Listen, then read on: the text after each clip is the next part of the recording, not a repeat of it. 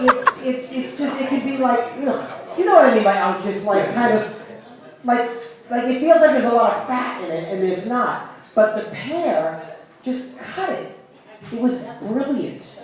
Tell me about that. That's all I have to ask about this. You know what I'm saying? Bitches, are we all together on this? All right. Go ahead. I like to cook with fruit. In a lot of dishes, I always add that fruit element to it. Maybe for the acidity or something, like you said, just to break up what's going on. Maybe it's a texture thing. And, I mean, I love pears. Pears and foie gras are always amazing, but I think that would have been too much for that dish. So I held it back for the next course. It was beautiful. So that's... Okay, now you can talk about the lobster and the... You were on the video. Actually, what I'd like to know is if we were to take a little spin out to the swing state, tell us a little about what we would see at your restaurant.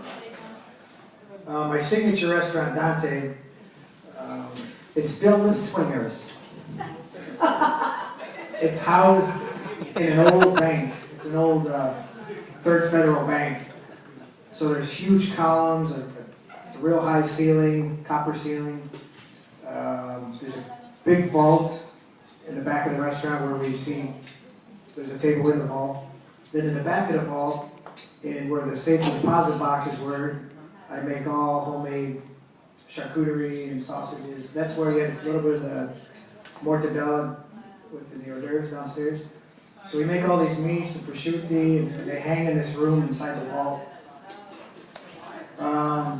It's just a great, comfortable space. With my partner, I have an Italian partner from Rome, and he's a sculptor.